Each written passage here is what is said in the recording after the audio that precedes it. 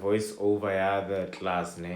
Because let's go with the notes. Let's go with the notes. Yeah, there we go. Alright, so today we're supposed to do chemistry yesterday, but we ended up not doing it because it was not make sure for me this side. So I'm gonna share screen,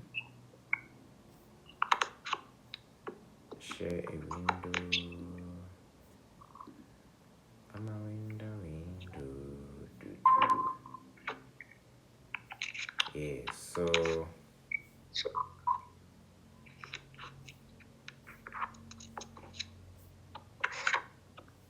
okay, so we're doing chemistry, ne? Konje, last time on chemistry, Magdalene, what were we doing? Last time in chemistry, were you in chemistry class the last time? Yeah, collecting the electro configurations, lady. Yeah. Electron. The atomic number, protons, neutrons, and all of that. With the isotopes. Oh yes, isotopes. Now I remember. Yes, thank you for that. So I know what it's about the isotope.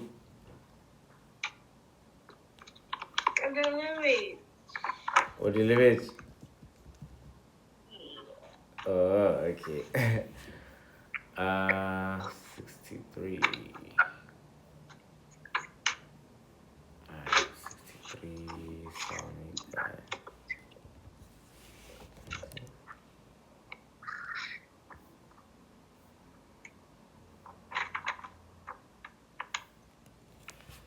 Okay, the atom. All right. So isotopes, ne?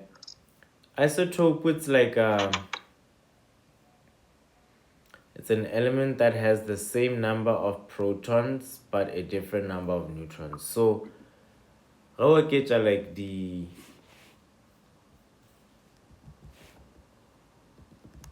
okay, but we'll discuss that just now. I'm just gonna look for it in the book.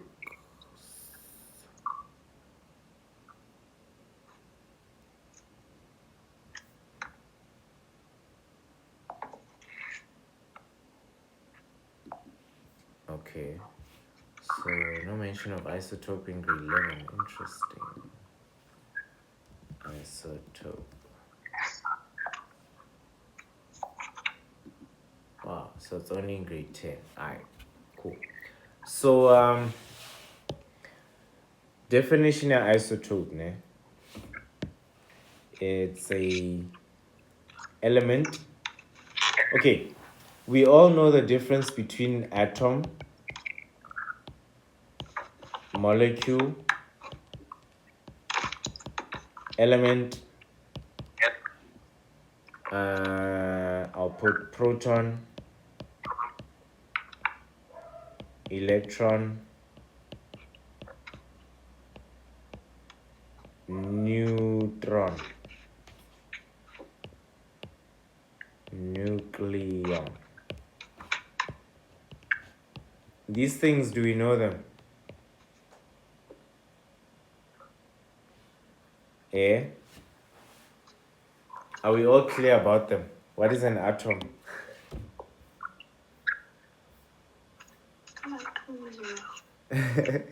It's fine. I'll just explain. Mara, how I'm gonna explain, ne? Okay. At the very least, I think we all know the chemical formula of water, H2O. Right? We know this formula, right? Dude? Yes. Okay. Key formula for water, ne? Chemical formula for water. Yeah. Molecule. water molecule, ne? And how we visualize it from the theory rutwang in physics, from the theory is it Dalton,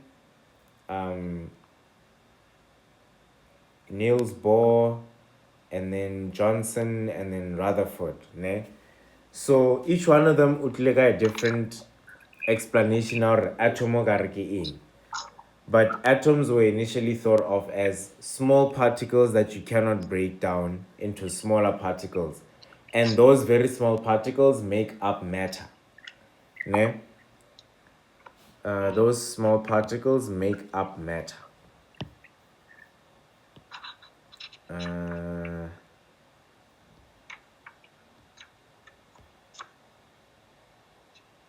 Okay. Yeah. So then, eventually, what was agreed upon Koring, atom inale a nucleus in the middle, and that nucleus consists of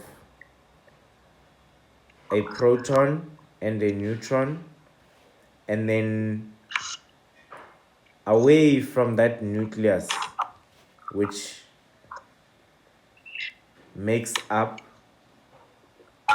is made up of nucleons, things that are part of this nucleus, ne? So it's like things that are part of a nucleus. Now, those things that are part of a nucleus include a neutron. So it's a thing inside an atom's nucleus.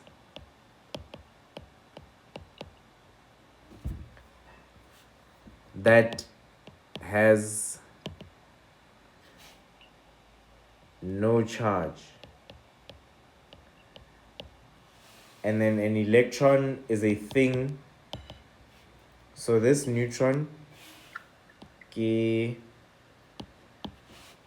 I'll just use the red color, right? That's the neutron. It's this one over here. It doesn't have a charge. Then this one, that is a thing inside an atom. Not an atom's nucleus, an atom that has a negative charge. Gonja, what's the charge on an electron? Anyone?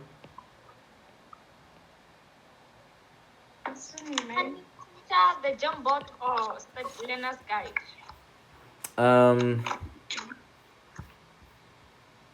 Oh. Okay, let me ask, ne? Kishumishe, which one? Jamboard or learning guide? Which one is more comfortable? Because the notes, Jamboard, I think you have access to them. And you can also switch to that screen if you like. I think Jamboard bet. Jamboard bet, Yeah. okay. So Yeah. I'll hide screen. Alright. So I'll just share a tab. Share a tab. And then I'll open this one. So is Jamboard showing now? Yeah. Alright. Is Jamboard still showing? Yeah.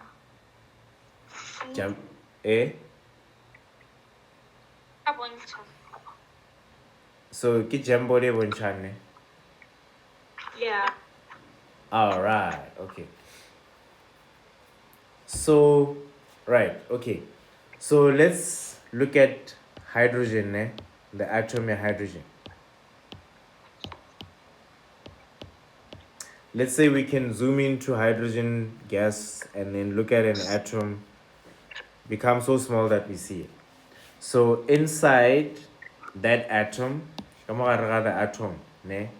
The nucleon. These are things that are part of a nucleus. So it could be either this one or that one. Let me actually do this so that it shows that it speaks to that one. Yeah. Oh no, not that one. It should be the black one. Yeah. Oh no, it's fine. Since the black line points to either or. So I'll just put like a bracket there. And then the red one will go around. Yeah, we'll go around. Alright. The red one goes around. So that's a neutron, a thing inside the nucleus of an atom that does not have a charge. And then we have something else called an electron, which is a thing inside an atom that has a negative charge. It's inside the atom, not inside the nucleus. Ne? Then we also have a proton, which is a thing inside the nucleus of an atom that is positively charged.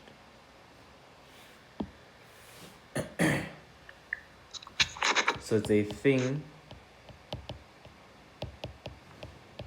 inside atom's nucleus with a positive charge of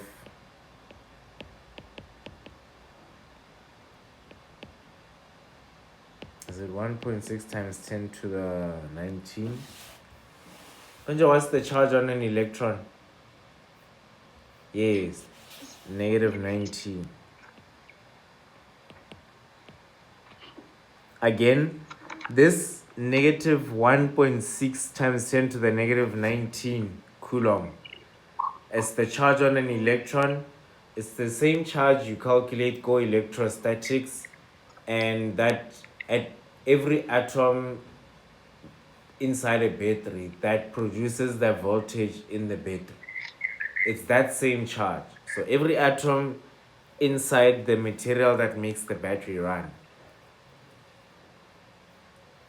carries that charge, and because there's so many of those atoms inside that battery, it's enough to then produce that 12 volts of potential difference or electromotive force, or force that moves electrons. Let me put it like that. And then, yeah. So that force that moves electrons is caused by the charge on electrons. Literally, that electron in an atom. Right? And then an element is a thing on a periodic table.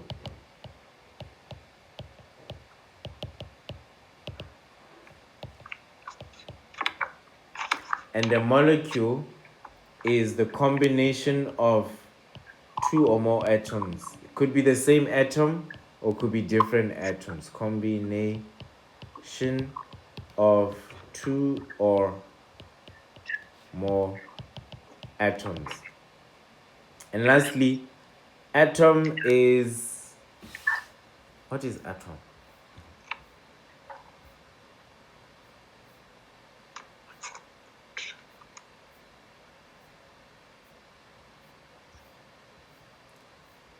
The atom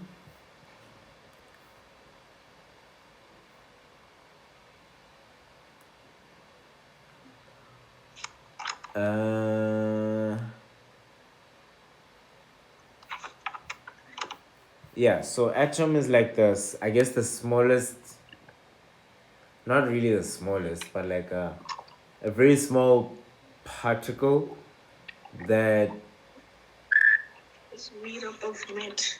that makes up matter. Yeah, small particle.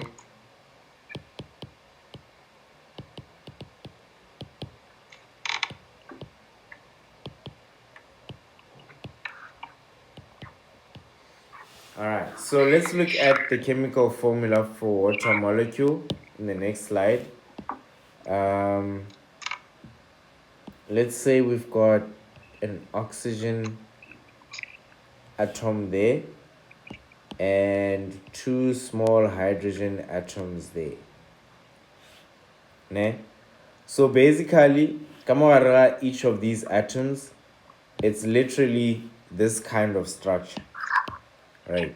So depending on the atom, maybe oxygen will have how many protons? 16, because it's number 16 on the periodic table.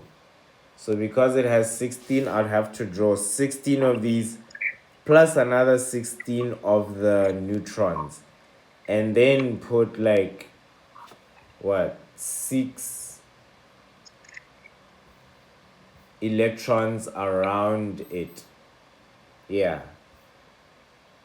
And then that would indicate the molecule of, sorry, the atom of oxygen.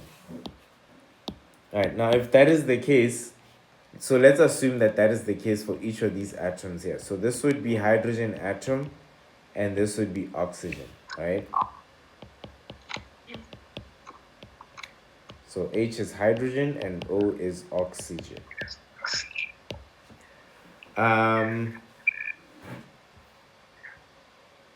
This here represents a molecule.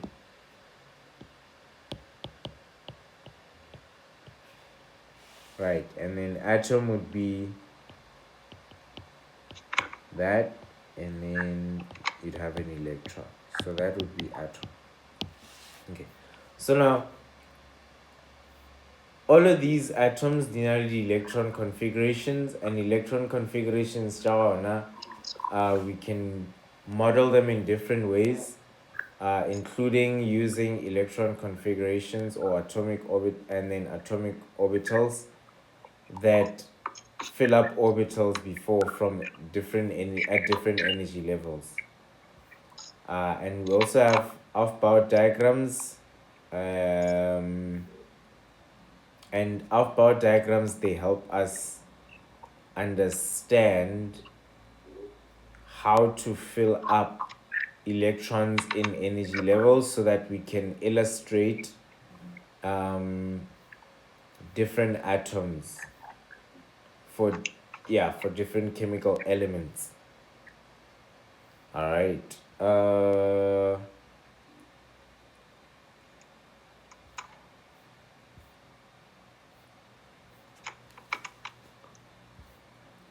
I just want to scroll down to isotopes again. No, currently 50. Oh, okay.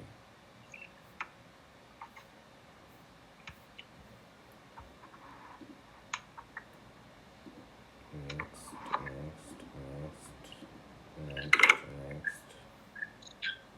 All right. So when we think about an isotope, knowing all of this information that we know about the atom, then an isotope would be that which has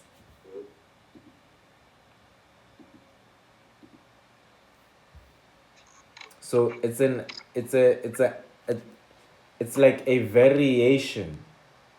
Yeah, isotope is like a variation of the same atom. The only difference with that atom from with that isotope from the original atom, di fapana ka goreng these particles stay neutral. In the last slide, I made it red. These particles that are neutral, the neutrons. Okay, so for an example, hydrogen in it has got hydrogen with 1 proton, hydrogen with 2 proton, with 1 neutron, a hydrogen with 2 neutrons, and a hydrogen with 3 neutrons.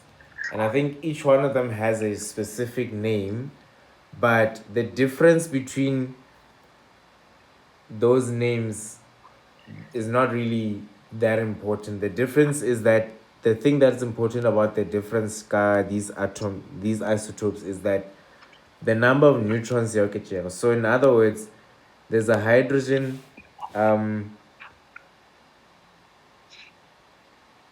isotope ya go ba le 1 proton and 2 neutrons. So it have a neutron. And then there's also another hydrogen. So I'm only referencing hydrogen because it's easy to draw, ne? But you can think of the same thing with other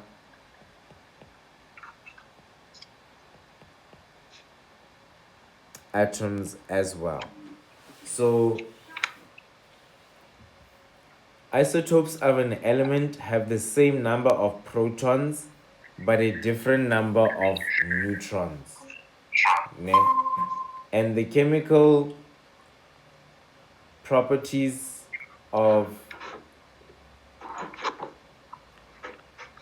the different isotopes of an element are the same, but they might vary in how stable their nucleus is. So stability of the nucleus, okay, we'll get into that later.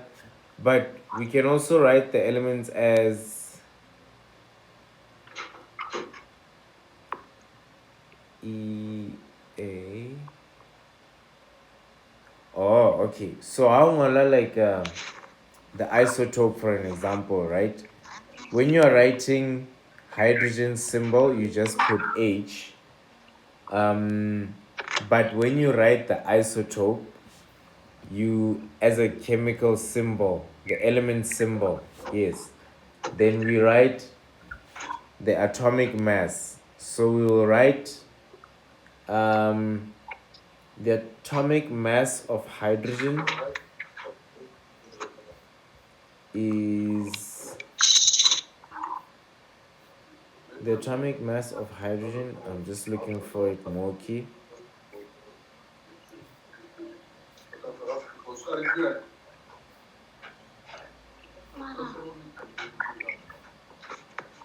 Magdalene oba mosaki mang wa lena wa butse microphone.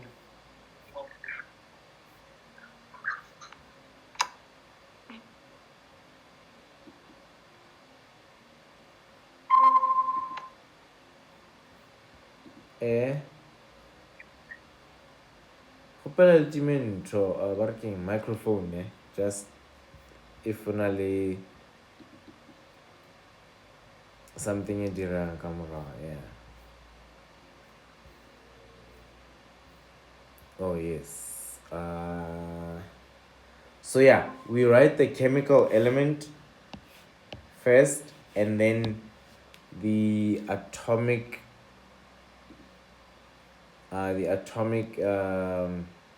mass of the element.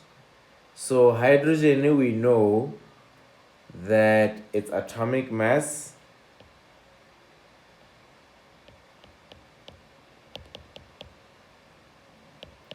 of hydrogen is 1.01. And then these other ones, maybe let's say they add 1 each, right?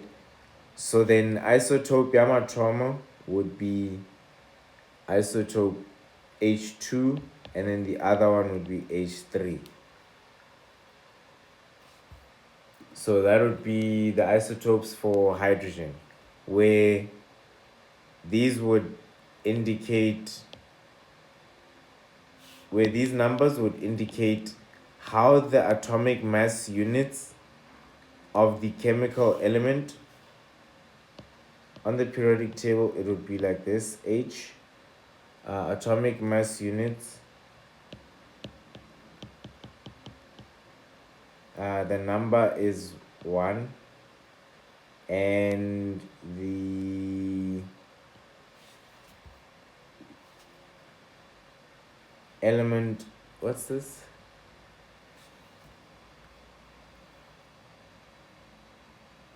Oh, that's electronegativity. Electronegativity is 2.1. Okay, so yeah, these numbers indicate how this changes, ne? The atomic mass of, so the first, like, hydrogen atom as it is would just be H1, but as soon as the neutron numbers, the number of neutrons change, then it becomes H2, and the more they increase, it becomes H3. But that now affects the stability of the nucleus.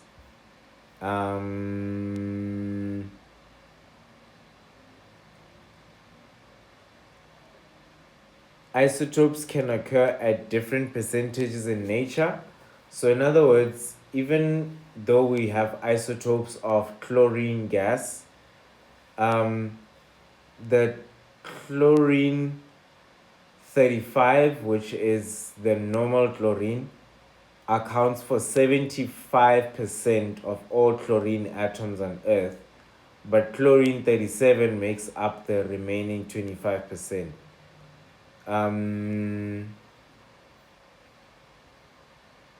And we can also Mara, like the problem ka Jamboard. Is like it? You go slide 1. You go slide 1. Slide 2. Yeah. Is it better now? Okay, thank you. Ah, okay, thanks. Alokonu chincha on your side. Like, can you not change to the next slide?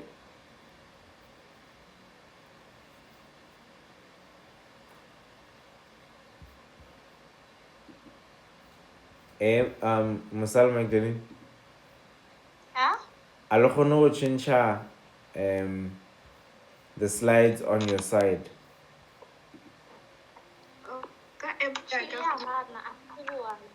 Akhon.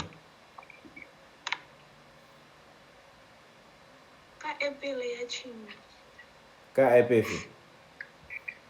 Yeah, it's on board. Can we change? Oh, okay. Magdalene, can you not open Jamboard on your phone? Kapo hana app ya Jamboard mo phone. No. Oh, hana yone. Yeah, cause nikizama uyitshintsha yana kitsibo why. No, it has changed because you're looking at my shared screen. Gona jwa tse phone ya go tlhagileng.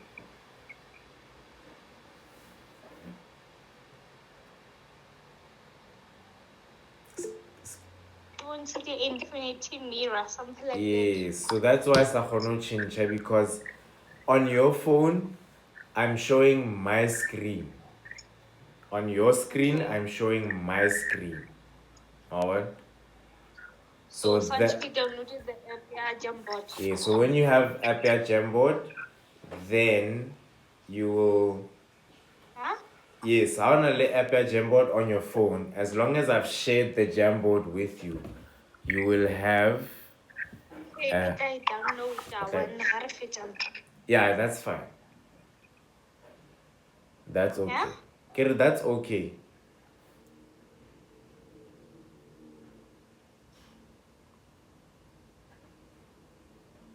That's okay. So for now, I'll just keep switching the slides so that you follow along.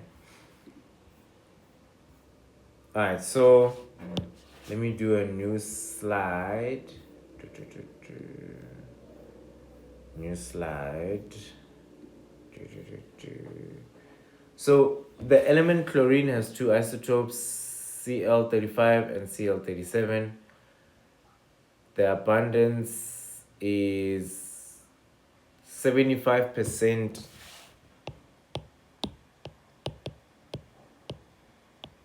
This is an example.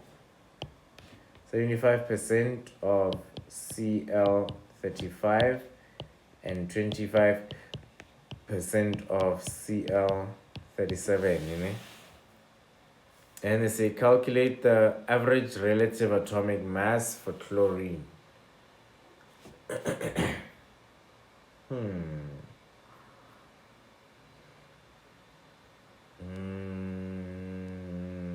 Okay. So in this problem, there are 3 steps that we can follow to find the relative atomic mass of chlorine.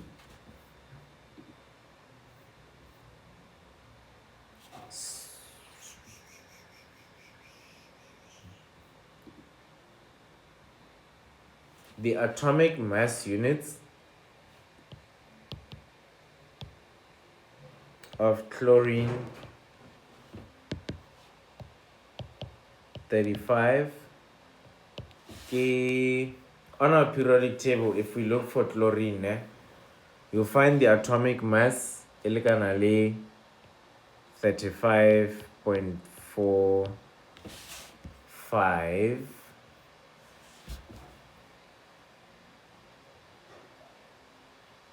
So we can just say, maybe let's say 35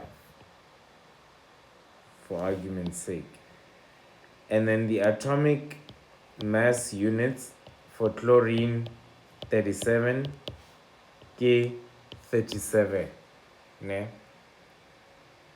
Now this is the information that we know so far about the problem. And what we have to figure out, Kore, the relative atomic mass, it's like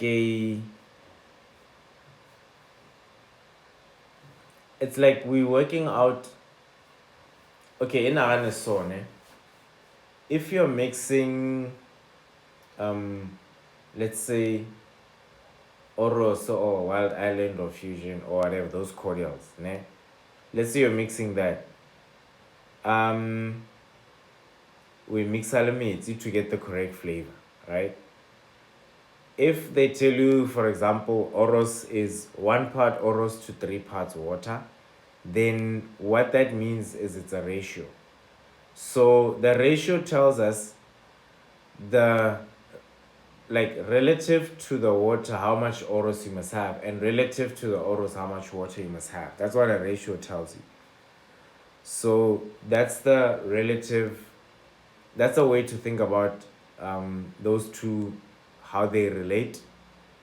So we want to find out, based on the percentage distribution of chlorine 35 and the percentage distribution chlorine 37, the one with more neutrons, based on how they distributed all over the planet.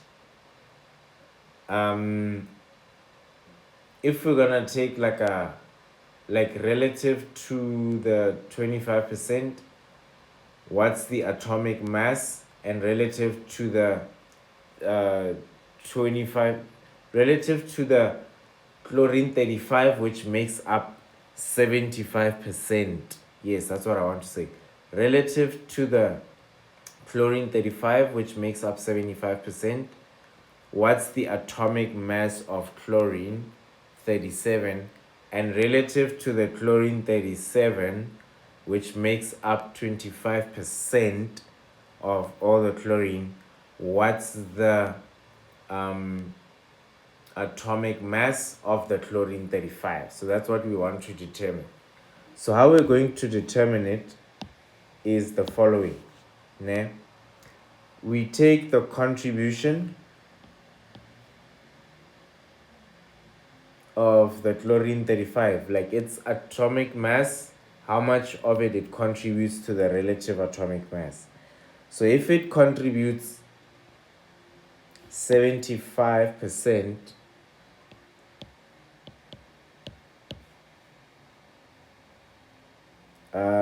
the contribution is 75 divided by 100, which is the percent, and we multiply it by the mass, right? The atomic mass. And then we get, what's 75%, or what's 0.75 times 35?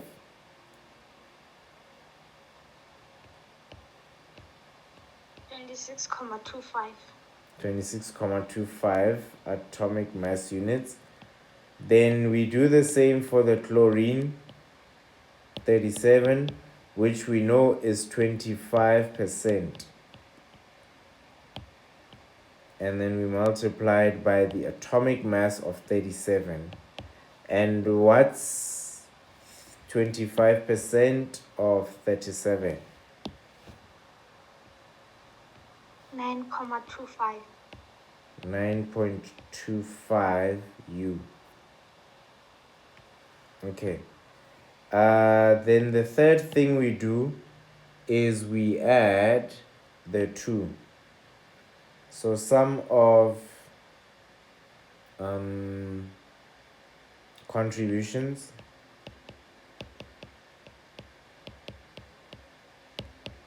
is gonna be the 26.25 U plus the 9.25 U, and this gives us 35.5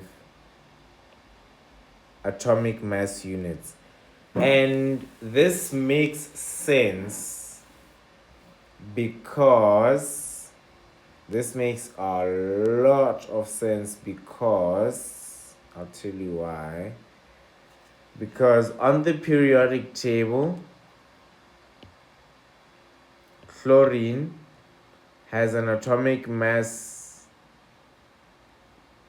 unit number of 35.45, and I think that's the very close, this is a very close approximation to this one. Or it could be closer, I don't know. It could be closer, but it could also be far off. I'm not the one who measured it accurately, so the people who did it probably worked it out. But I suspect that this might have a lot to do with what you normally find on the periodic table.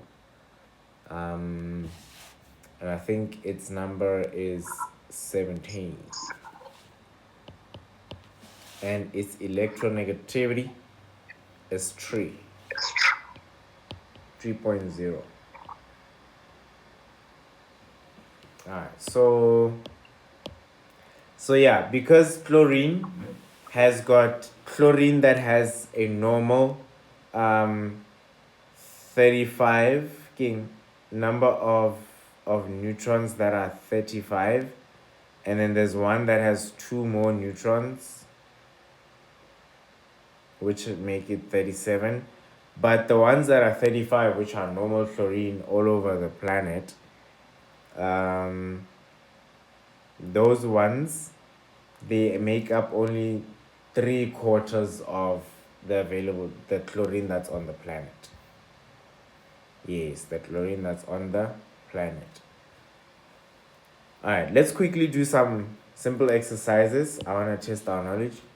So atom A has 5 protons, 5 neutrons, and atom B has 6 protons and 5 neutrons.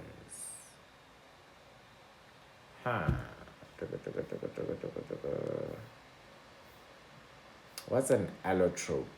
Hey, I never seen that one before.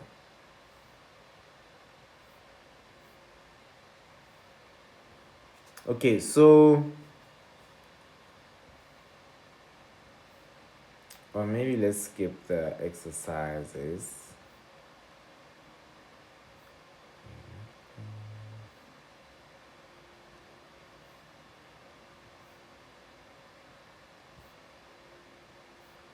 Okay, so isotopes are at the beginning. So that's an isotope, ne?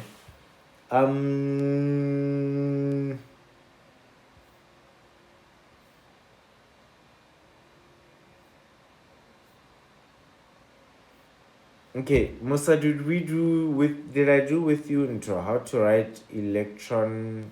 No, but I think that's gonna waste your time because you have also to do organic chemistry and inorganic chemistry. Yes.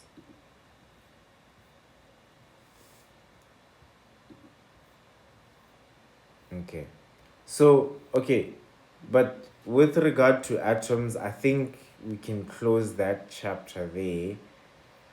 Because what I really want to do, or really want us to look at, ne. Okay, Mara Musa, I think Konji Kimang who asked about isotope.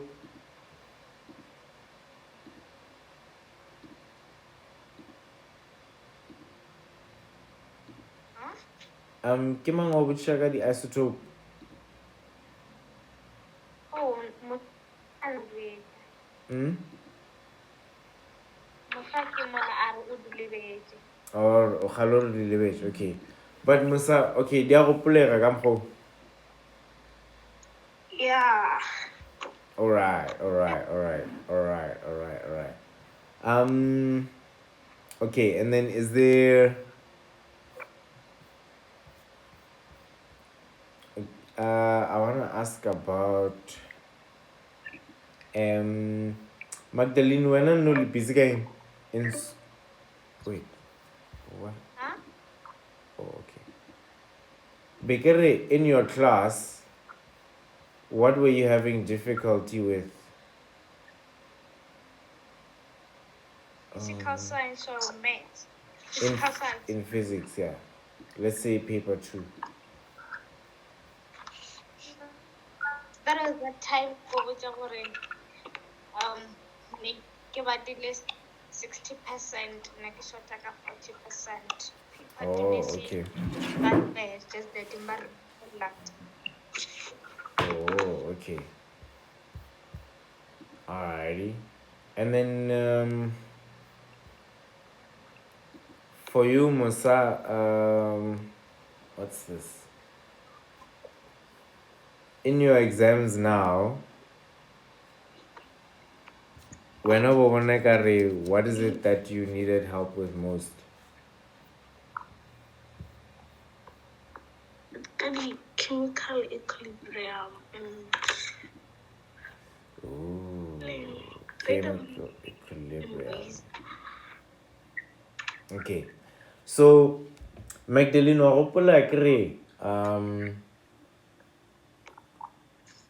and you, Musa, I guess, whenever we have to make the chemical reactions, like if we have to balance a chemical reaction that we write down, Ranchi, what we have to do is we have to know where the atom is on the periodic table. And how that helps us, when we know things like body electronegativity, when we know those kinds of things, ne, then we're able to correctly like solve things, Jabo, the balanced equations, so we can get the correct number of moles.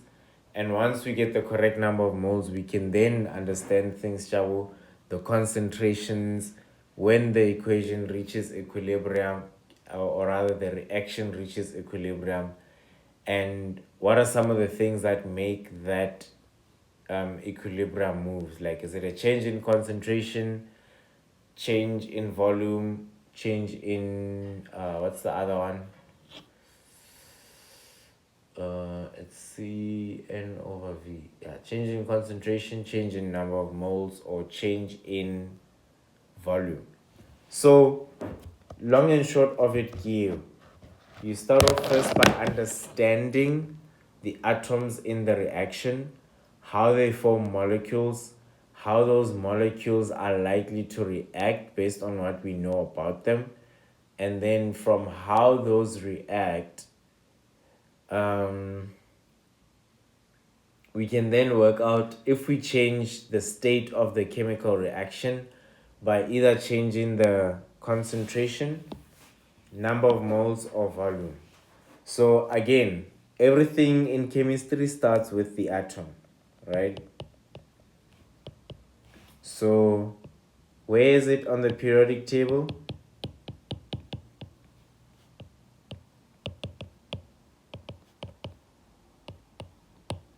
So this tells us the atomic mass units, the electronegativity, and the number. Molecules it's in.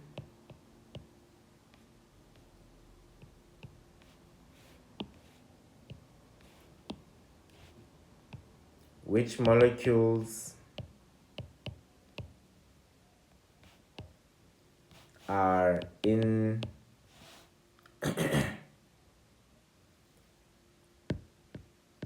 are made up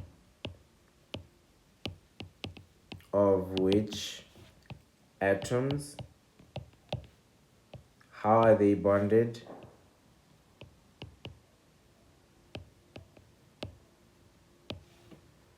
And how are they bonded? And also, how are they likely to react? How are they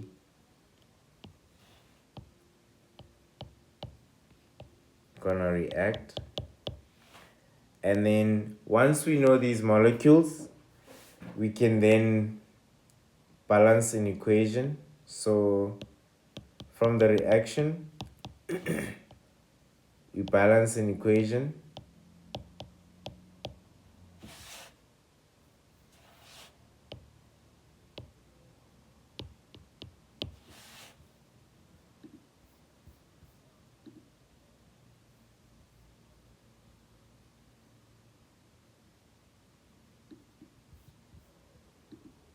Sorry. So after balancing the equation, we'll get the correct number of moles.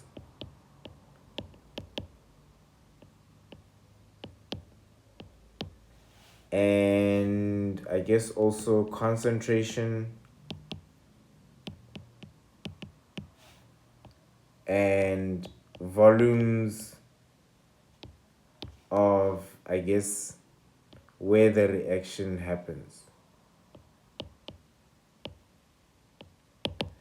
And how this helps us, once we know that, if we know the concentration, number of moles, and volume, then this will help us, work out if we change the concentration, what happens to the volume? If we change the number of moles, what happens to the concentrations? What happens to the volume?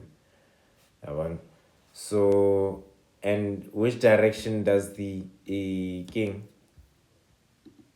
And in which direction does the thingy go? Does the reaction like is if it's like most reactions are a lot of reactions are reversible. So if we change the concentration of either the reactants or the products, right? Regardless of whatever we have here or there, if we change the concentration of reactants, what happens to the products? And if we change the volume of the system, which reaction, the forward reaction or the reverse reaction? Because reactions tend to be going back and forth.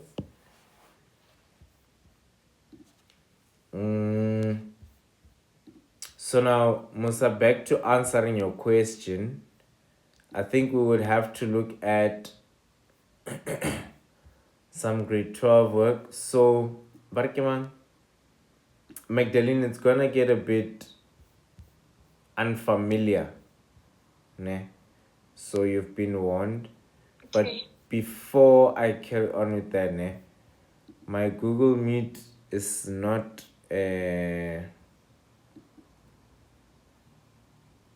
yeah, I'll have to. I'm gonna start a new call on the side and then invite you ladies there. And then we'll continue from that, but we'll still use the same Jamboard, so don't worry about Jamboard. I'm just gonna put up a new call, which when this one ends, or we can even once I've set it up within the next 6 minutes, switch to that one immediately after I set it up.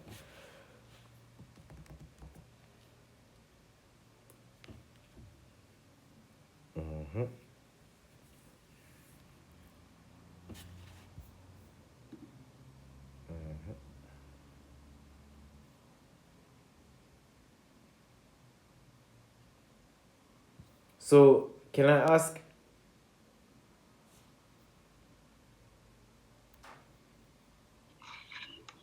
Yeah. Okay, I'd appreciate an answer. So I'll start with Mosa, because we were struggling a lot to actually get to sit down like this. How are you finding this way of learning so far? Like, I know our class today has not been the best or most exciting or whatever. I'm a bit tired. I'm from a day job, but bear with me. But I just want to find out, is this something you can continue doing, like learning like this in front of your phone and then that sort of thing? Yeah. Inshallah. Sharp. And then do you think you can manage it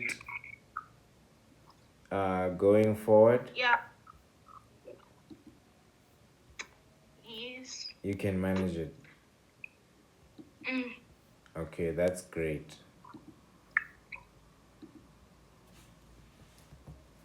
That is great. That is great. That is great. All right, and then Magdalene, for you, Ask a question, Erin. how are you finding? Do you think you can cope with this way of learning? Yeah. Okay. That's great. That is great. Okay. I've just sent you a link to the new meeting. You can exit this one and join the next one. So just check your email. Look for a new meeting invite. Yeah, that's an infinity screen for days. Yeah, slick.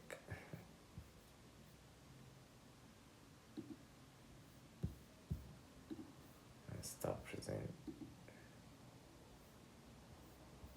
No one else is in the meeting.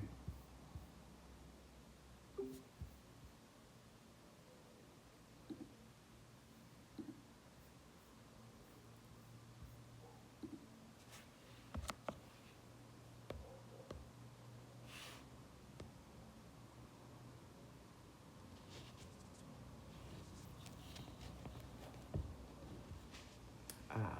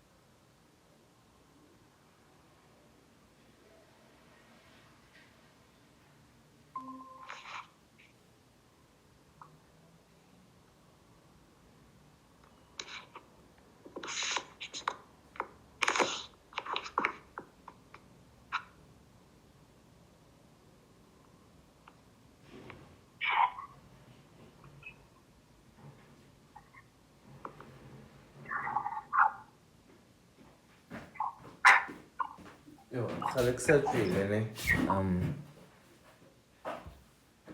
sorry about that. Good to have you all back. Yes, yes. So yeah, now back to the subject. Um,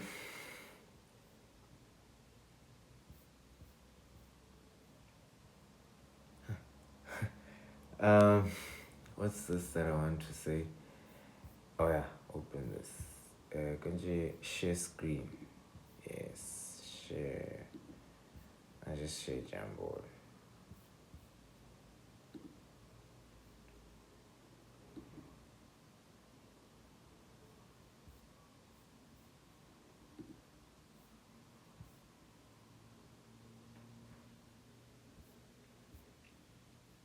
Yeah, I think I'm in the correct chapter.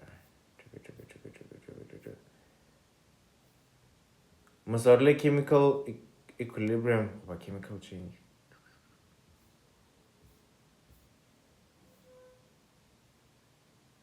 Chemical equilibrium. Chemical equilibrium, yeah. Okay, cool. So, ne, so Mokine, in chemical equilibrium, the atoms or ions in the reactants form new bonds and new products with the different chemical formulas, or rather with different chemical formulas and chemical properties. So,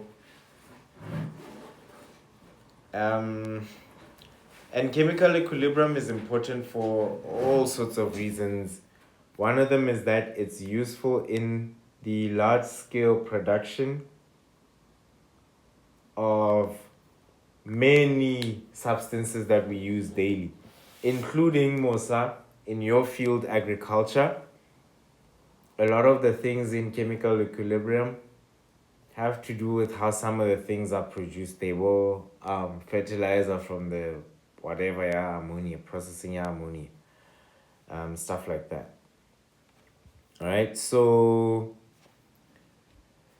chemical equilibrium features open and closed systems. It features homogeneous and heterogeneous solutions, right? So let's look at the following summary. Chemical equilibrium. Magdalene ska tshoga ke sekgowa se ka re se thata ne. It's just English.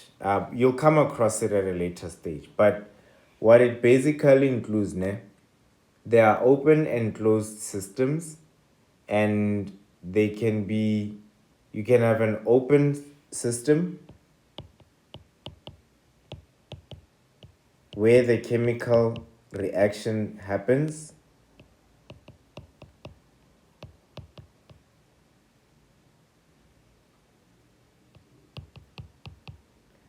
And then you can have a closed system where a chemical reaction happens.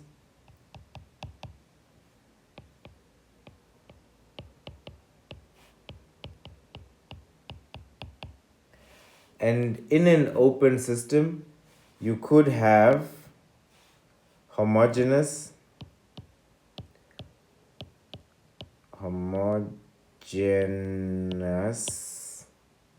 solutions, and you could also have heterogeneous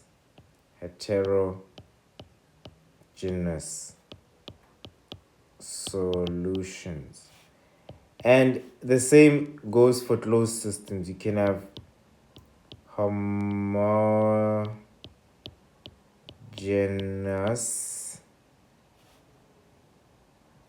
Yeah, that is not necessary.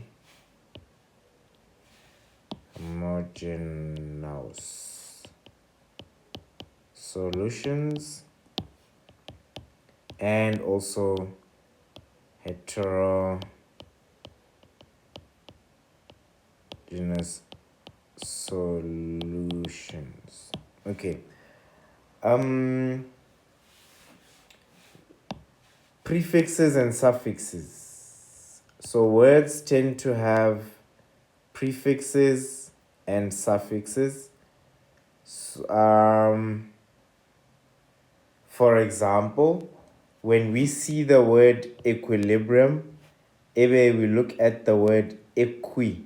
Equi tlhagella in a lot of things. There's equity, there's equidistant, meaning what? Joburg is equidistant between Polokwane and Bloemfontein or something like that. It means it's in the middle of such that the distance to one point on the one side equals the distance to another point on the other side opposite, or it could be at an angle really, but the distance between where and specific point is and two other points that are away from it is equal, so we say equidistant. We also find equi in equilateral, so that basically and then that's a prefix ke something at the beginning of a word, but it can be used in other words as well, but the meaning of it refers to something universal.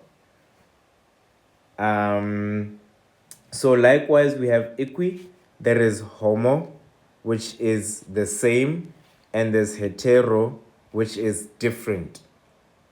Same, different, same, different. So what homogeneous solutions means is whatever ion that you've mixed in a solvent or dissolved in a solvent to get a solution,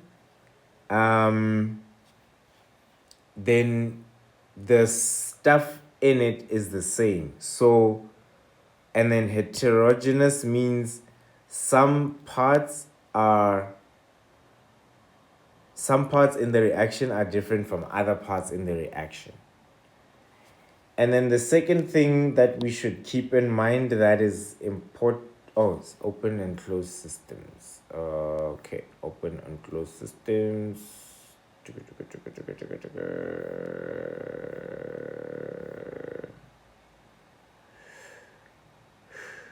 Okay, so in an open system, the reactants or the product, so whatever it is that you add at the beginning of the reaction to get the products at the end of the reaction, whatever you put in there, in the vessel in which the reaction happens, whatever you put in there, some of it can leave. Maybe let's say it's a gas or turns into gas and then it escapes. Maybe if it's too much gas, it might cause something to explode. So that's why it has to escape, right? And yeah, so yes.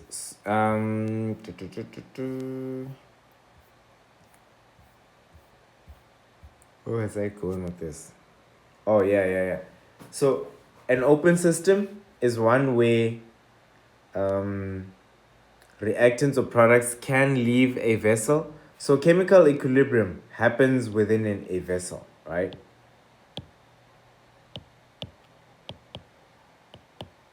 Happens inside a vessel. So it can happen inside a container or a Ellenmeyer flask or a test tube or what's this round bottom flask or something like that. But yeah, it can happen inside a vessel with a known volume, right? And in an open system where a chemical equilibrium is tested, in an open system, stuff can leave, but in a closed system, stuff cannot leave. Then the other thing also is that these reactions are reversible. So in other words, they always have a forward reaction and a reverse reaction. And that's because the formation of products. So if we have reactants here and products, so the formation of products would be the forward reaction, and these products are formed by reactants. the things that need to react in the reaction are reactants. They need to react in the reaction. They're called reactants. And those things must react so that we have products. And likewise, when that chemical reaction has reached equilibrium, those products can dissociate again to form the reactants that caused them in the very beginning. So it's like a back and forth type thing, like a cycle. It happens again and again and again once there is equilibrium. So it'll keep happening again and again and again and again because there is equilibrium.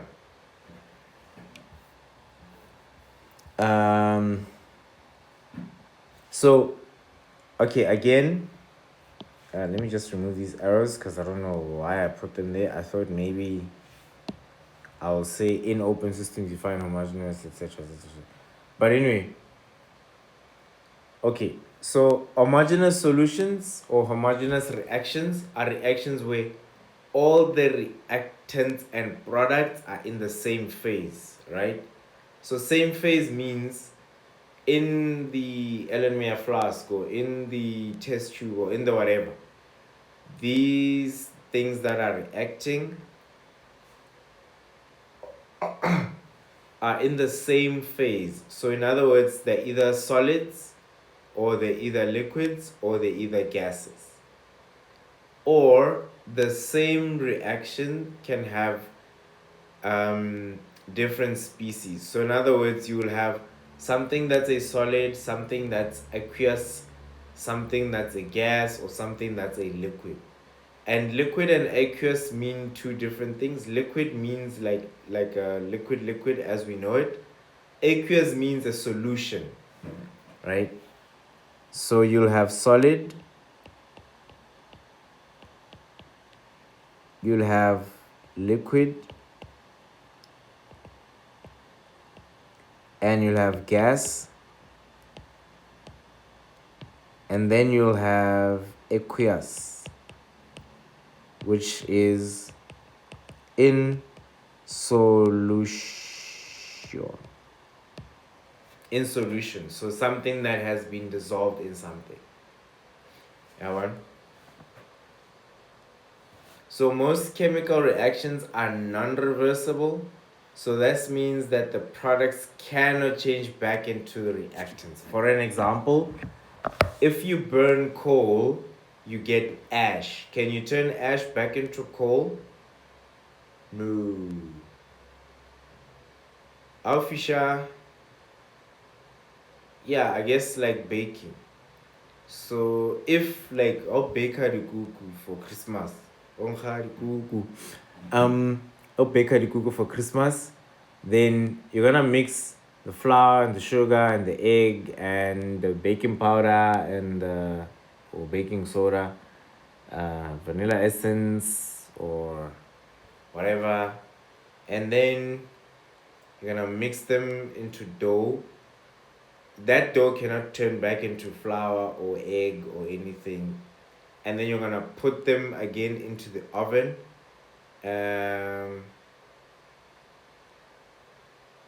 And then that even changes everything into a fluffy baked good. So that stuff is irreversible. So when carbon burns in oxygen to form carbon dioxide, that reaction is irreversible. And the arrow that shows irreversibility is a straight arrow. So this one is irreversible and this one is reversible. All right, so reactants and products. Hey, doo-doo.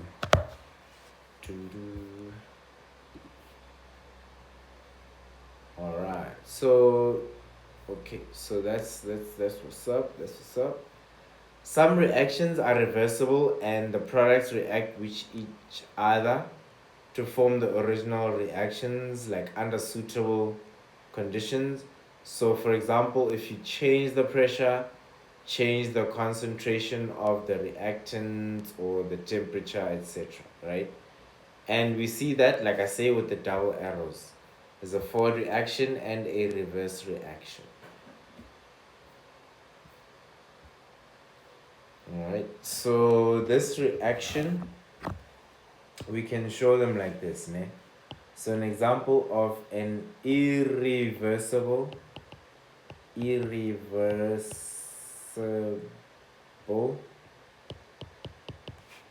carbon solid as coal plus oxygen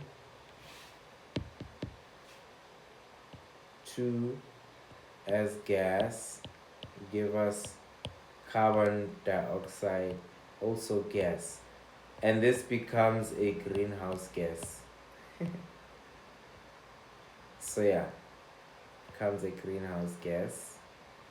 And then reversible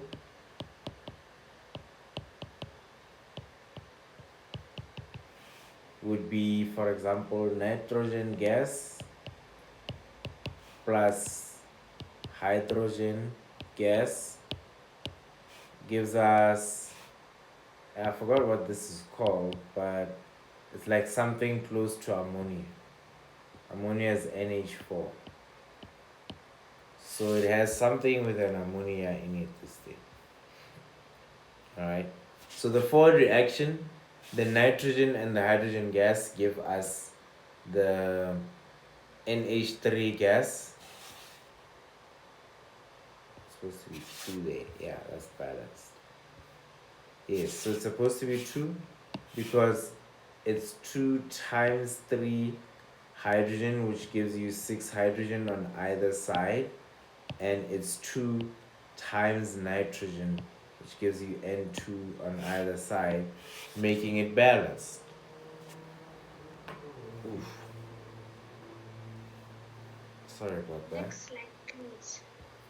Next slide. All right. Sorry about that. Sorry about that. Sorry about that. Sorry about that. Sorry. Oh, yeah. So reversible, irreversible. Our differences with the arrows: irreversible, reversible. These ones are common in nature and in the world. Most reactions are irreversible, but there are some that are reversible, and under certain conditions where you either manipulate pressure, concentration of reactants,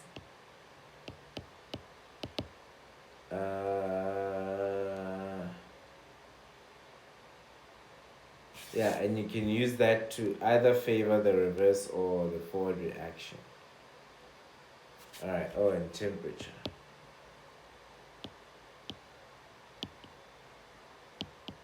So you can manipulate those and you can get all sorts of things happen in the reaction, right?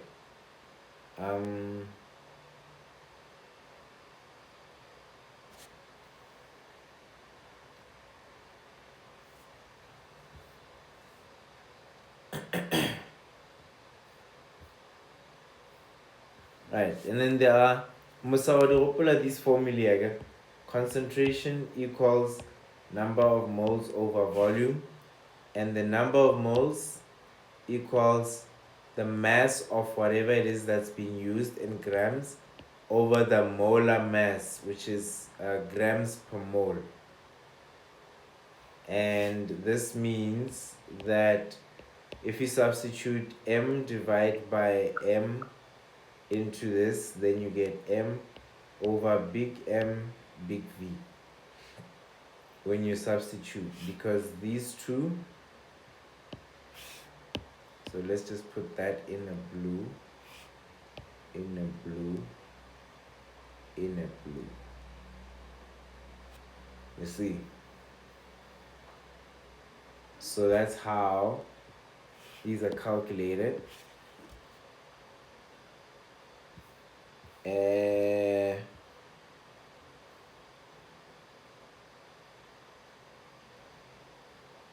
Okay. Then we need to also understand a few things about what chemical equilibrium is, ne? Let me just do next slide. Next slide. Yeah, this one. This one. Yes. Alright, cool. So chemical equilibrium, sharp, ne? There are certain conditions for chemical equilibrium. So I'll just write there conditions for chemical equilibrium, ne? And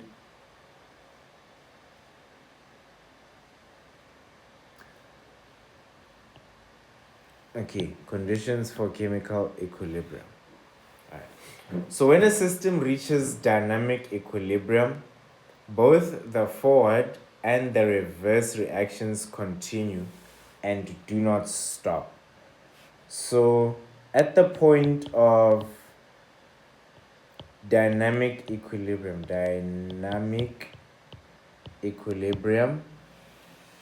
both the forward and the back reverse reaction keep going on. They don't stop, right? So they continue non-stop, right? Forward and reverse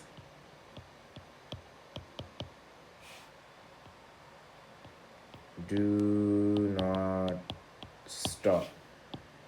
And then the second thing, when we are looking at whatever's going on in the reaction vessel, there are no macroscopic changes, right?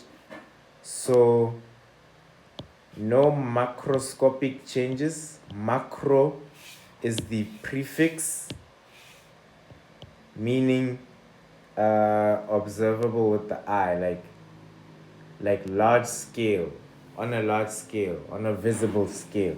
Macro, like macroeconomic, when you look at the economy of a country, the GDP,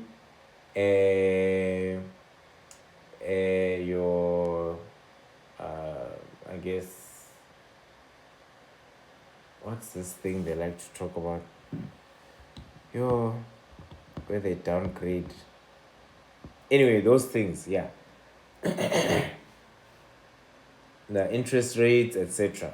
Those are macroeconomic factors, but microeconomic factors are like on a month-to-month basis, what's my income, etc.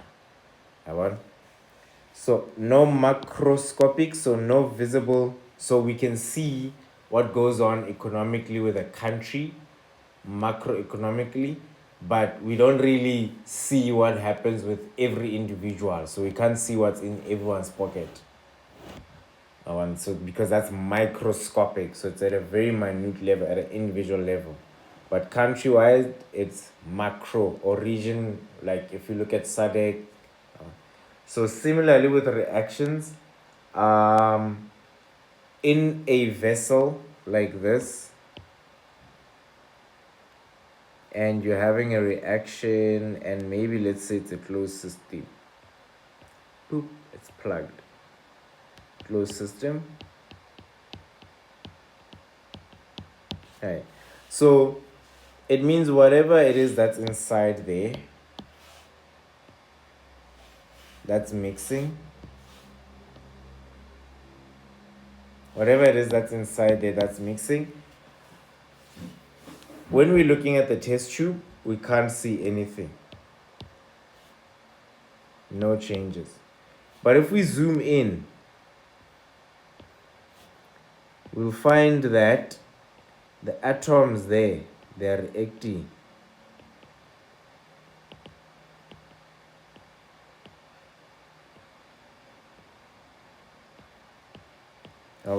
We'll find that things are reacting there and things are swapping and but only when we zoom in. So no macroscopic changes visible. And but that doesn't mean there are no macroscopic changes. So no macroscopic changes visible, but microscopic changes are taking place.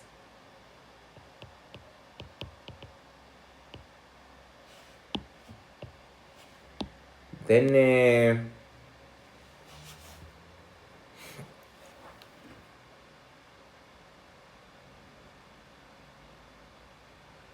so in either case, the reactants and products never get used up, ne?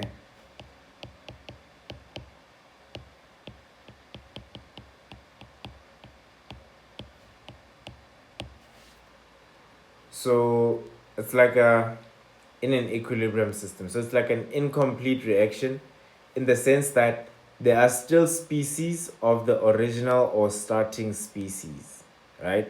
So there's still part of whatever it is that was the reactant that is still going on in that vessel, in your chamber where something's happening. And then Musa, I'm glad you've got Mind the Gap, ne? Mind the Gap is very useful because when you do these activities, so what I'll encourage, ne? In your self-study, you must read through all of these notes here that I put up here. Ne? Okay. Yeah, all of these notes that are in Mind the Gap. So in Mind the Gap for you, Musa, the stuff you know it's on page 8. Yeah, so when you do self-study, I'll show you when we study chemical equilibrium, like we're studying it now. And we'll keep discussing. But when you are studying, doing self-study, you can read through the notes, make your own notes, etc. Refer to the ones that we wrote here in Jamboard. It's up to you. And then you take from those, and then you do these examples, do these examples where they say activity 2. Consider the following reversible reaction that is in equilibrium in a closed system.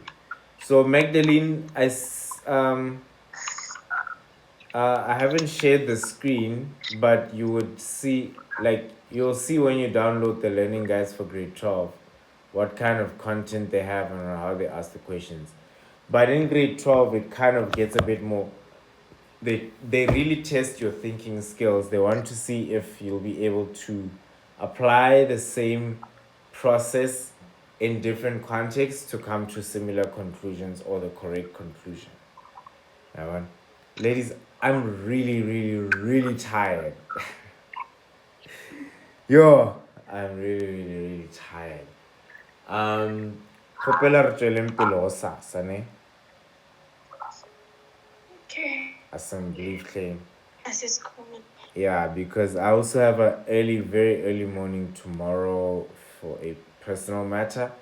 But because of that, I also want to retire early so I can be up early as well. And then, yeah. Okay, no problem. Okay. Just one thing before you leave, I just want to find out, ne?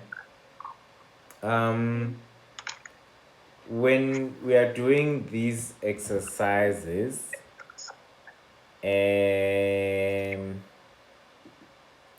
Magdalene, does it serve you? Does it help you to learn stuff that's a bit ahead of you? Even though we've covered your basics? And Musa, does it help you understand the stuff you have to do to go, in some cases, back to our basics? I want to find that out.